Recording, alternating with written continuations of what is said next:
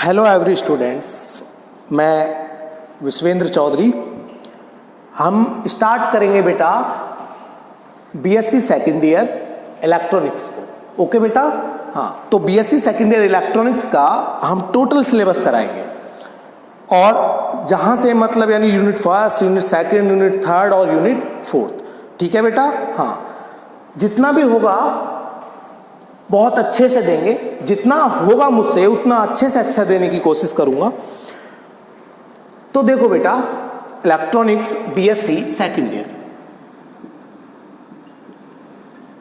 Electronics ना बेटा बहुत ही इंटरेस्टेड पार्ट है अपने फिजिक्स का। तो यहां पे ध्यान दीजिएगा कि इलेक्ट्रॉनिक्स जो है अपनी इलेक्ट्रॉनिक्स के अंतर्गत अपनी यूनिट फर्स्ट है बेटा। कौन सी? Unit first. और यूनिट फर्स्ट के अंदर हम बात करते हैं सर्किट एनालिसिस। सर्किट एनालिसिस, परिपथ विश्लेषण, परिपथ विश्लेषण। तो देखो बेटा, मैं इलेक्ट्रॉनिक्स का अपना जो बेस है उस बेस से ही चलेंगे और जो भी इलेक्ट्रॉनिक्स का लेवल बोलता है हम वहां तक बोलेंगे। ओके? हाँ, अब ध्यान दीजिएगा। देखो जो भी अपना सर्किट एनालिसिस है, सर्किट एनालिसिस के अंतर्गत बात करते हैं। तो बेटा देखिए, इलेक्ट्रॉनिक्स जो है, इलेक्ट्रॉनिक्स के अंतर्गत इलेक्ट्रॉनिक्स है क्या? इलेक्ट्रॉनिक्स के अंदर काफ़ी डिवाइसेज हैं। जो भी डिवाइस है, जैसे कि हम बात करते हैं कैपेसिटर है, डायोड है, ट्रांजिस्टर है, रेजिस्टेंस है, प्रतिरोध है, जो भी डिवाइसेज है, ठीक है ना, सभी के अंतर्गत हम जानते हैं कि करंट फ्लो होती है। और जिनके अंतर्गत करंट फ्लो होती नहीं है वो कोई डिवाइस थोड़ी हुई। आप ही बताओ, डिवाइस हुई क्या? नहीं, कोई डिवाइस नहीं। तो देखिए बेटा, सर्किट एनालिसिस जो है, सर्किट एनालिसिस के अंतर्गत सबसे पहले हम बात करने जा रहे हैं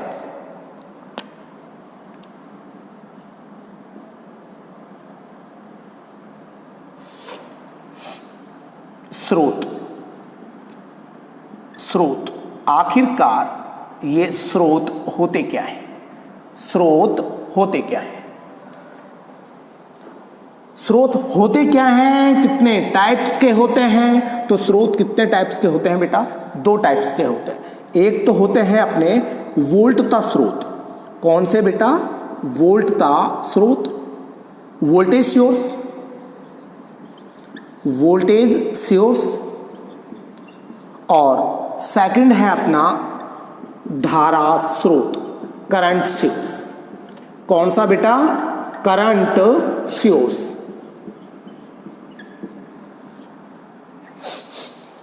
अब ये भी बेटा दो टाइप्स के होते हैं। एक होता है अपना आदर्श वोल्टता स्रोत, आदर्श वोल्टता स्रोत। और सेकंड होता है वास्तविक वोल्टता स्रोत, वास्तविक वोल्टता स्रोत।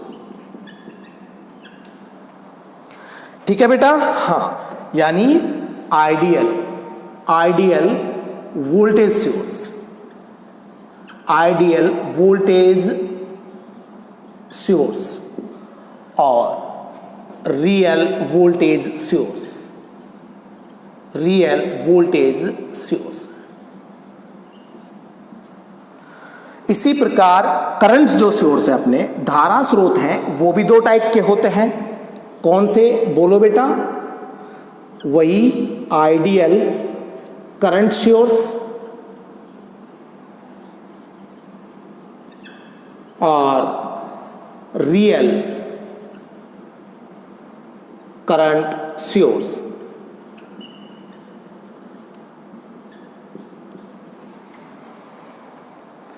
ठीक है बेटा? हाँ, अब देखो वोल्टेज सोर्स और करंट सोर्स बनाए कैसे जाते हैं, ये होते क्या हैं, इनका निर्माण कैसे किया जाता है। तो देखिएगा बेटा, हम बात करना चाह रहे हैं वोल्टेज सोर्स। वोल्टेज सोर्स आखिरकार होता क्या है? तो देखिएगा, मैंने ये बोला कि ये अपना एक सर्किट है, यानी एक नेटवर्क है, एक जाल है जिसकी आंतरिक प्रतिबाधा, ये क्या है बेटा, एक जाल है। ध्यान से समझिएगा, मैं बिल्कुल स्लो चलूंगा, ठीक है ना। और जो भी आपको प्रॉब्लम्स आती है बेटा वो डिस्क्रिप्शन में आप डालिए, ठीक है ना। हाँ, यानी जो भी आपका कमेंट बॉक्स है उसमें डालिए कि ये प्रॉब्लम है, ठीक है। जहां भी कोई भी प्रॉब्लम आपको क्रिएट होती है, आपको कोई भी क्वेश्चन पुटअप करना होता है, आप कमेंट डालिए। ये क्या है आपका जाल यानी नेटवर्क। अभी आपको बताऊंगा कि ये नेटवर्क भी क्या होते हैं, ठीक है ना। हाँ, तो ये आपका क्या है बेटा, एक इंपेडेंस जेड। देखो बेटा, इंपेडेंस जो प्रतिबाधा होती है वो भी एक प्रकार का एज ए रेजिस्टेंस ही होता है। क्या होता है, प्रतिरोधी होता है। यानी प्रतिरोध काम क्या करता है, करंट की फ्लो जो होती है, करंट की फ्लो के बीच में बाधा का काम करता है आपका रेजिस्टेंस। लेकिन हम बात बीएससी की कर रहे हैं बेटा, बीएससी एमएससी, अगर आपके लेवल के अकॉर्डिंग अब हम बात क्या करते हैं, जेड का यूज करते हैं। क्या यूज करते हैं, आर की जगह जेड यानी इंपेडेंस, ठीक है ना। हाँ, तो ध्यान दीजिएगा,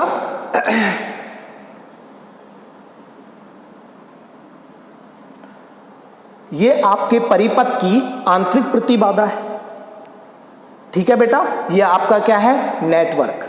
नेटवर्क मतलब जाल। जाल का मतलब क्या है कि इसके अंतर्गत आपका परिपथ जो है वो किसी भी टाइप का हो सकता है, ठीक है ना। हाँ, तो देखिए ये आपका टर्मिनल ए, ये टर्मिनल बी, यानी हम ये कह सकते हैं बेटा ए और बी टर्मिनल के बिटवीन एक रेजिस्टेंस और लगा देते हैं हम, और इसे हम क्या कहते हैं, लोड इंपेडेंस जेडएल। यानी ये भी आपका एक प्रतिरोधी है। क्या है, प्रतिरोधी है। तो देखो बेटा, लोड होता क्या है, लोड होता है कि जो आपके एक्सटर्नल टर्मिनल हैं ए और बी, ठीक है ना, इनके बिटवीन एक उच्च मान की प्रतिबाधा, कितनी उच्च मान की प्रतिबाधा जोड़ दी जाती है, जिसे क्या कहते हैं, लोड कहते हैं, ठीक है ना। और ध्यान रखना बेटा, बगैर लोड अटैच नहीं हुआ तो सर्किट के अंतर्गत करंट का फ्लो नहीं हो पाता है, ठीक है ना। हाँ, यानी जो भी आपका विभव पतन है वो आपको वोल्टेज यहीं पर ही मिलेगी, लोड पर। तो देखिएगा बेटा, मैं कहना क्या चाह रहा हूं, मैं कहना चाह रहा हूं यदि किसी परिपथ की आंतरिक प्रतिबाधा जेड और लोड प्रतिबाधा जेडएल एक दूसरे के कैसे हो बेटा, श्रेणी क्रम में हो। कैसे हो, श्रेणी क्रम में हो, तो बनने वाले जो स्रोत होते हैं वो सभी के सभी क्या कहलाते हैं, वोल्टता स्रोत कहलाते हैं। क्या कहलाते हैं बेटा, वोल्टता स्रोत कहलाते हैं। क्या कहलाते हैं बेटा, वोल्टता स्रोत कहलाते हैं। अब देखो बेटा, इसी प्रकार हम बात करते हैं नेक्स्ट टर्म में। नेक्स्ट टर्म के क्या कहती है बेटा, यदि किसी परिपथ की आंतरिक प्रतिबाधा जेड बाह्य लोड प्रतिबाधा जेडएल के क्या हो बेटा, समांतर क्रम में हो, तो बनने वाले जो स्रोत होते हैं वो सभी क्या होते हैं बेटा, आपके धारा स्रोत। क्या होते हैं बेटा, धारा स्रोत कहलाते हैं, यानी करंट सोर्स कहलाते हैं। क्या कहलाते हैं, यानी हम ये बोल सकते हैं ये एक दूसरे के क्या है, समांतर है। क्या है बेटा, समांतर। फिर से अगेन रिपीट कर देता हूं, यदि किसी परिपथ की आंतरिक प्रतिबाधा जेड और लोड प्रतिबाधा जेडएल एक दूसरे के श्रेणी क्रम में हो तो बनने वाले दुनिया के सभी स्रोत वोल्टता स्रोत कहलाते हैं। और नेक्स्ट टर्म में मैं क्या बोलूं, मैं बोलूं कि यदि किसी परिपथ की आंतरिक प्रतिबाधा लोड प्रतिबाधा के समांतर हो तो बनने वाले स्रोत धारा स्रोत कहलाते हैं। क्या कहलाते हैं, धारा स्रोत कहलाते हैं। अब देखो, अब हम नेक्स्ट कंडीशन में बात कर रहे हैं आदर्श वोल्टता स्रोत और वास्तविक वोल्टता स्रोत। आखिरकार इनमें डिफरेंस क्या है, तो देखिएगा। आदर्श क्या हुआ बेटा, आदर्श क्या हुआ, मैं बोलता हूं आदर्श का मतलब यह है, यदि, ध्यान देना बेटा, यदि जेडएल को परिवर्तित करने पर, जेडएल को परिवर्तित करने पर परिवर्तित करने पर वोल्टता में कोई परिवर्तन ना आए, कोई परिवर्तन न आए, यानी वोल्टेज ZL को चेंज करते हैं, यानी इसकी वैल्यू हम घटाते हैं बढ़ाते हैं, यानी ZL को परिवर्तित करने पर, या हम ये भी बोल सकते हैं ZL का मान शून्य करने पर, यदि ZL को 0 कर दिया जाए, लोड प्रतिबाधा का मान शून्य कर दिया जाए और वोल्टेज के मान में कोई चेंजेज ना आए, तो बनने वाले जितने भी स्रोत होते हैं वो कैसे होते हैं? आइडियल होते हैं। कैसे होते हैं? आइडियल। और देखो बेटा, अगर मैं ZL को चेंज करता हूं, ZL को परिवर्तित करने पर अगर वोल्टेज में चेंज आता है, क्या आता है बेटा? इसके विभव में चेंज आता है, ठीक है ना? हाँ, जो इसके हम यहां बोल सकते हैं बेटा, क्या बोल सकते हैं? यहां पर आपकी एक बैटरी लगी है, क्या है बेटा? बैटरी माइनस प्लस, ये आपकी बैटरी लगी है जिस पर वोल्टेज कितनी है बेटा? V मतलब आप बोल सकते हो 15 वोल्ट की बैटरी लगी है, ठीक है ना? हाँ, यानी ZL को अगर मैंने चेंज किया, ZL को चेंज करने पर इस वोल्टेज के मान में कोई परिवर्तन ना आए, तो ये सोर्स आइडियल वोल्टेज सोर्स होंगे। अगर ZL को चेंज किया और ZL को चेंज करने पर इस वोल्टेज की वैल्यू में चेंज आता है, तो ये सभी के सभी कैसे होंगे? वास्तविक वोल्टेज स्रोत होंगे। हाँ, कैसे होंगे बेटा? वास्तविक वोल्टेज होंगे। अब देखो, इसी प्रकार हम क्या कहते हैं? धारा स्रोत। धारा स्रोत क्या होते हैं बेटा? कि अगर आंतरिक प्रतिबाधा और लोड प्रतिबाधा दोनों एक दूसरे के समांतर हों तो बनने वाले स्रोत धारा स्रोत। इसी प्रकार हम कहते हैं बेटा, यदि ZL लोड प्रतिबाधा का मान क्या कर दिया जाए? इंफिनिटी। ध्यान रखना, A और B अनंत मान की प्रतिबाधा लगा दी जाए, अनंत मान की प्रतिबाधा लगाने पर आपकी करंट सोर्स, जो आपका यहां पर मैं ये बोलता हूं बेटा, यहां पे जो करंट सोर्स लगा है, एक करंट सोर्स आपने ये लगा दिया, ठीक है ना? हाँ, ये आपने एक करंट सोर्स लगा दिया, करंट सोर्स के वैल्यू में कोई चेंज ना आए, या हम क्या कह सकते हैं? हम कह सकते हैं, अगेन रिपीट करता हूं, यदि A और B टर्मिनल के मध्य जो लोड लगा है, इसका मान अनंत, यानी अनंत मान की प्रतिबाधा लगा दी जाए, अनंत मान की प्रतिबाधा लगाने पर धारा स्रोत, यानी इसकी करंट जो इसके अंदर फ्लो हो रही है, यानी करंट की वैल्यू में कोई चेंज ना आए, तो बनने वाले स्रोत कैसे होंगे? आपके आइडियल करंट सोर्स होंगे। आइडियल यानी आदर्श। अब आप एक चीज और देखिए, अगर मैं कहता हूं कि ZL बराबर इंफिनिटी, यानी अनंत मान की प्रतिबाधा ना हो, अनंत मान की प्रतिबाधा ना हो, तो बनने वाले स्रोत वास्तविक धारा स्रोत कहलाएंगे। क्या कहलाएंगे? वास्तविक धारा स्रोत कहलाएंगे।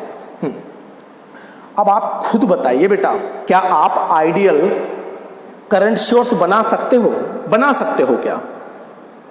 हाँ, बना सकते हैं, बना सकते हैं, कंडीशन पर बना सकते हैं, यदि हम अनंत मान की प्रतिबाधा इन दोनों टर्मिनल के मध्य लगा दें। अनंत मान की प्रतिबाधा लाओगे कहां से? बताओ बेटा, इनफाइनाइट रेजिस्टेंस लाओगे कहां से? अगर हम इनफाइनाइट रेजिस्टेंस यहां लगा दें, लगाने पर हमारे करंट सोर्स बन जाएगा। यानी कहने का मतलब यह है, अगर मैं इसको ओपन कर दूं, क्या कर दूं बेटा? ओपन कर दूं। ओपन करने पर आपको पता है कि A और B खुले टर्मिनल जो होते हैं, उनका रेजिस्टेंस कितना होता है? अरे बताओ बेटा, अनंत होता है। क्या होता है? अनंत। अब यानी हम ये कहना चाहते हैं कि इसके समांतर में है, यानी इसके इक्विवेलेंट है। ये आइडियल धारा स्रोत तभी बनेगा जब इन दोनों टर्मिनल के मध्य मैं अनंत मान का प्रतिरोध अटैच कर दूं, और अनंत मान का प्रतिरोध हम लाएंगे कहां से? कहीं से। तो यानी रियल कंडीशन में अगर हम बात करें बेटा, तो आदर्श धारा स्रोत नाम की कोई चीज होती नहीं है। जितने भी हम यूज करते हैं अब नेचर के अंदर, ठीक है ना, इस प्रकृति में जो भी हम घरों में वगैरह जो भी, ठीक है ना, वो वोल्टेज सोर्स ही यूज किए जाते हैं।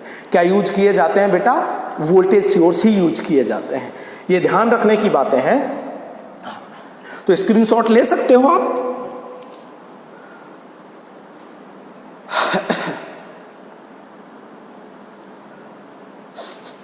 तो देखो बेटा, मैं फिर से एक बार और रिपीट कर देता हूं। सोर्स कितने टाइप के होते हैं आपके? 2 टाइप के, वोल्टेज स्रोत, धारा स्रोत।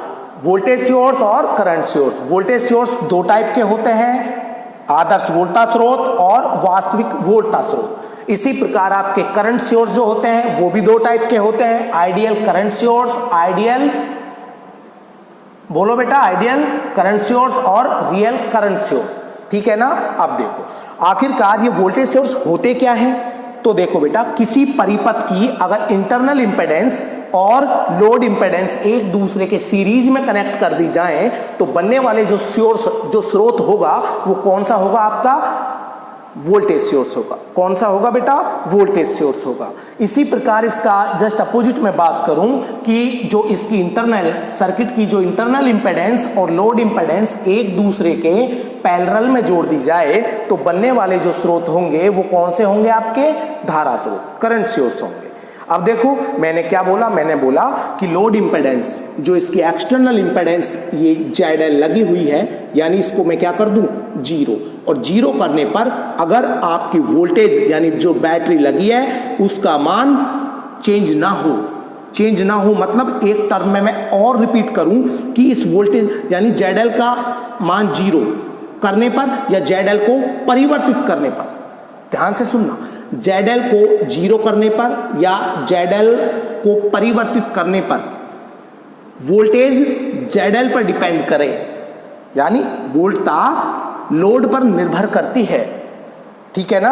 हाँ, यानी हम ये कहते हैं बेटा यानी जो ZL को परिवर्तित करने पर वोल्टता में कोई परिवर्तन न आए, यानी वोल्टेज में कोई चेंजेस नहीं आता है। ठीक है ना? तो ऐसे बनने वाले स्रोत कैसे होंगे बेटा? आपके आइडियल वोल्टेज सोर्स। अगर मैं ये बोलूं कि ZL को परिवर्तित करने पर आपकी वोल्टेज भी क्या होती है बेटा? परिवर्तित होती है, तो बनने वाले जो स्रोत होंगे वो आपके कैसे होंगे? रियल वोल्टेज सोर्स होंगे, वास्तविक वोल्टेज स्रोत होंगे। इसी प्रकार अब देखो बेटा, नेक्स्ट टर्म में हम बात करते हैं कि जो आपकी ZL बराबर इन्फाइनाइट, यानी A और B टर्मिनल के मध्य अनंत मान की प्रतिबाधा लगा दी जाए। कितनी लगा दी जाए बेटा? अनंत मान की प्रतिबाधा लगा दी जाए तो बनने वाला जो सोर्स होगा वो आइडियल करंट सोर्स होगा। क्या होगा बेटा? आइडियल करंट सोर्स होगा। अगर देखो ZL को मैं चेंज करूं, ध्यान रखना बेटा, ZL को एक कंडीशन ध्यान रखना, अगर ZL is equal to infinity है तभी आपका ये सोर्स आइडियल करंट सोर्स होगा। अगर मैं ये बोलूं कि ZL is not equal to infinite, अगर ये इन्फाइनाइट नहीं है तो ये जो सोर्स होगा वो रियल करंट सोर्स होगा। कैसा होगा बेटा? रियल करंट सोर्स होगा जी। ओके, अब देखिए बेटा, और हम बात करते हैं इसके बारे में। ये छोटी छोटी चीजें हैं, यानी इलेक्ट्रॉन जो भी आपकी इलेक्ट्रॉनिक्स है इसका एक तरह से बेस है कि सोर्स क्या होते हैं, ये आखिरकार जो भी आपकी करंट है, छोटी छोटी चीजें हैं, ये हमें जानना जरूरी है।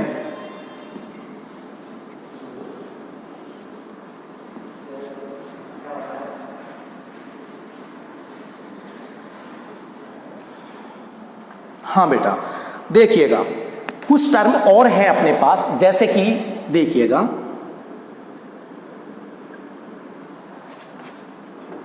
एक होता है अपना शाखा, शाखा यानी ब्रांच। एक होती है बेटा अपनी नोड। क्या होते हैं नोड? पॉइंट जानते हो ना, संधि, संधि बिंदु, संधि बिंदु। एक होता है बेटा अपना लूप या पास, लूप या पास। ठीक है बेटा। हाँ, तो देखो बेटा शाखा क्या होती है, नोड पॉइंट क्या होता है, लूप या शाखा क्या होती है, ये चीजें हमें जानना जरूरी है। तो देखो बेटा, शाखा ब्रांच जो है, मैंने क्या बोला बेटा, एक परिपथ है जिसमें अपनी ये बैटरी लगी हुई है, यानी ई बैटरी है, ये बैटरी, ये नेगेटिव टर्मिनल, ये पॉजिटिव टर्मिनल। ओके, ये रेजिस्टेंस है अपना एक, जिसको मैंने बोल दिया बेटा R1। एक रेजिस्टेंस अपना ये है जिसे बोल दिया बेटा मैंने R2, लेकिन R नहीं चलेगा, मैंने क्या बोला बेटा, इंपेडेंस यूज करते हैं, प्रतिबाधा बोलते हैं Z1 Z2। ये प्रतिबाधा Z3।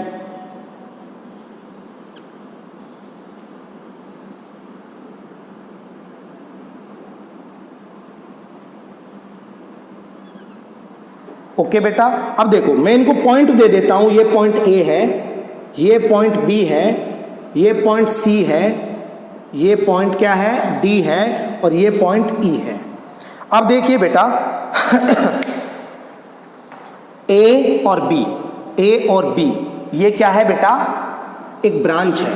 क्या है, ए बी क्या है, एक शाखा है। क्या है बेटा, शाखा है। बी सी, बी सी ये भी क्या है बेटा, एक शाखा है। क्या है, एक शाखा है। बी और डी, बी डी ये भी एक शाखा, एक ब्रांच है। क्या है बेटा, एक ब्रांच है। तो ध्यान देना बेटा, देखो सभी ब्रांचों में धारा जो करंट बहती है ना, उस करंट का जो वैल्यू है वो हमेशा नियत रहता है, यानी कांस्टेंट रहता है। धारा का मान क्या रहता है, कांस्टेंट रहता है। ए बी क्या है, एक ब्रांच है। बी सी भी एक ब्रांच है, बी डी भी एक ब्रांच है। ओके बेटा, अब देखो नोड, नोड पॉइंट क्या होते हैं, संधि बिंदु। संधि बिंदु क्या कहलाता है बेटा, कि एक ऐसा बिंदु जिस पर दो या दो से अधिक शाखाएं आकर मिलती हैं, क्या कहलाता है, नोड पॉइंट कहलाता है। क्या कहलाता है बेटा, नोड पॉइंट कहलाता है। तो देखो एक ब्रांच ये रही, एक ब्रांच ये रही, एक ब्रांच ये रही, तीनों ब्रांच इस बिंदु बी से ही टच हैं। तो इस ये जो बिंदु होता है ये क्या है आपका बेटा, नोड पॉइंट होता है। क्या होता है, नोड पॉइंट होता है, संधि बिंदु होता है। क्या कहलाता है बेटा, संधि बिंदु कहलाता है। अब देखो बेटा ये आपकी बैटरी है, करंट की जो डायरेक्शन है। अब देखो अभी हम बात करेंगे इसके बारे में। इसके बाद आता है आपका लूप या पास।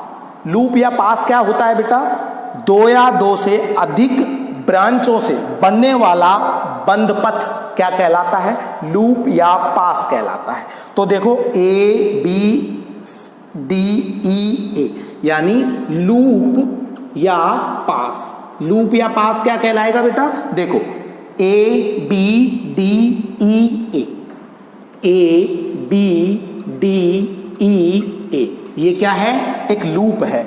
यानी मैंने बोल दिया लूप फर्स्ट, ये लूप फर्स्ट है। अब देखिए बी सी,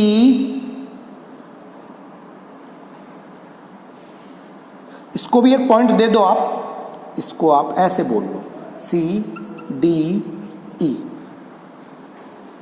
और एफ। यानी आप बोल सकते हो A B E F A, A B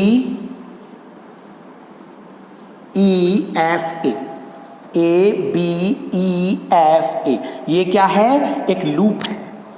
B C D E B, B C D E B ये भी क्या है बेटा, अपना एक लूप है। ये लूप दे दिया मैंने सेकंड। और एक बात और ध्यान रखना बेटा, A B C D E F A ये पूरा भी क्या है, एक लूप है। क्या है, पूरा भी एक लूप है। अगेन रिपीट करता हूं, शाखा, ब्रांच, ब्रांच और शाखा, शाखा क्या कहलाती हैं बेटा? ए बी क्या है? एक ब्रांच है। बी सी ये भी एक ब्रांच है। सी ई ये भी क्या है? एक ब्रांच है। मैंने बताया आपको जितनी भी ब्रांचेज होती हैं, जितनी भी शाखाएं होती हैं, सभी शाखाओं में धाराओं का मान, करंट जो बहती है उस सभी का मान कांस्टेंट रहता है। क्या रहता है? नियत रहता है। अब देखो नोड पॉइंट, जो संधि बिंदु होता है क्या कहलाता है? कि एक ऐसा बिंदु जिस पर दो या दो से अधिक शाखाएं आकर मिलती हैं, क्या कहलाता है? आपका संधि बिंदु कहलाता है। क्या कहलाता है? नोड पॉइंट कहलाता है। ओके, अब देखो बेटा लूप या पास, लूप या पास क्या कहलाता है? कि किसी भी परिपथ में दो या दो से अधिक शाखाएं एक बंद पाथ का निर्माण करती हैं, तो बनने वाला जो पाथ है, बनने वाला जो परिपथ है वो क्या कहलाता है? आपका लूप है। यानी A B E F A, A B E F A क्या है? एक लूप है। B C D E B ये भी क्या है? आपका एक लूप है। अब देखिए बेटा इसके बाद भी हम कुछ बात करेंगे। तो देखो मैं आपको अभी बता देता हूं करंट की डायरेक्शन, यानी जो डायरेक्शंस हैं वो आपको माइंड में सेट रखनी है कि डायरेक्शंस जो क्या है। तो देखो बेटा मैंने ये बोल दिया, ये आपका एक प्रतिरोध है R। करंट की डायरेक्शन क्या है बेटा? I। तो इस पर जो विभव होगा वो क्या होगा? एक चीज और ध्यान रखना, चलने की दिशा, चलने की दिशा हमारी किधर है? इधर है। किधर है बेटा? इधर है, यानी धारा की दिशा में है। अगर हम इधर से चलेंगे, इधर से चलेंगे यानी धारा की दिशा में चलेंगे तो विभव क्या हुआ? IR। आप सभी को पता है जब करंट I इस रेजिस्टेंस से पास आउट होगी तो इस पर उत्पन्न होने वाला जो विभव है वो V = IR। आप देखो चलने की दिशा, ये चीजें सिखानी पड़ती हैं बेटा, सिखानी पड़ती हैं। इलेक्ट्रॉनिक्स का बेस है और ये जानना जरूरी है हमें। अगर ये चीजें अभी नहीं जानी ना तो बाद में प्रॉब्लम आएगी। तो क्लास वगैरह में अभी अगर हमारा बेस सॉलिड हो जाएगा फिर कहीं कोई दिक्कत नहीं आने वाली। फिर तो हम जितने भी न्यूमेरिकल्स वगैरह हैं, जो कुछ है, हम फटाफट निकालते रहेंगे। अब देखो चलने की दिशा क्या है अपनी? ये है, हम ऐसे आ रहे हैं। और देखो बेटा करंट की जो डायरेक्शन है वो कैसी है? ऐसे। और हम चल कैसे रहे हैं? इधर से, यानी करंट के अपोजिट डायरेक्शन में आ रहे हैं। तो V क्या होगा? -IR। क्या होगा बेटा? -IR। हाँ, तो ये चीजें जानना जरूरी है। अगर चलने की दिशा, हम इधर से चल रहे हैं सर्किट में ऐसे, करंट की डायरेक्शन में ही चल रहे हैं तो पॉजिटिव। अगर हम करंट ऐसे बह रही है, हम चल यूं रहे हैं, अपोजिट डायरेक्शन में आ रहे हैं तो V = -IR, तो विभव नेगेटिव होगा। ठीक है बेटा?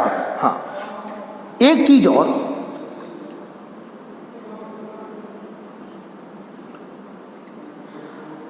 ये आपकी एक बैटरी है। क्या है बेटा? बैटरी है।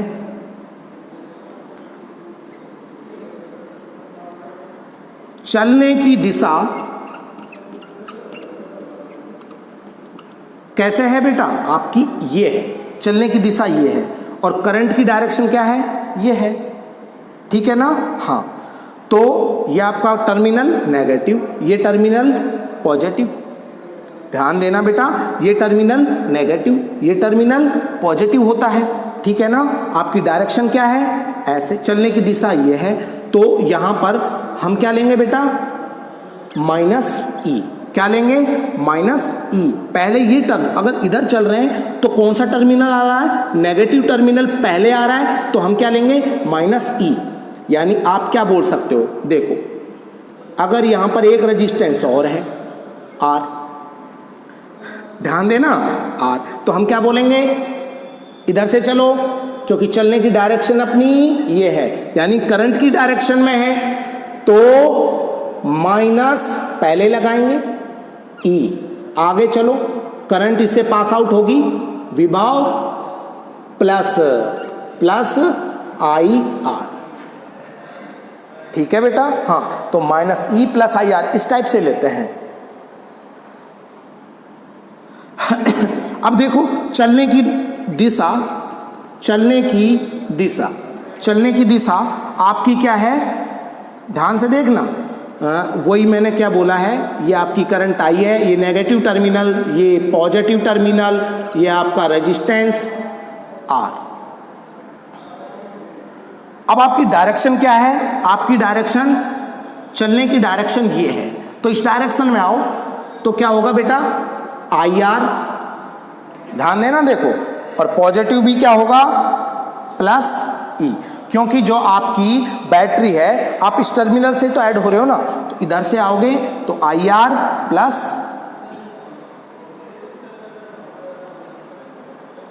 तो कोई प्रॉब्लम नहीं।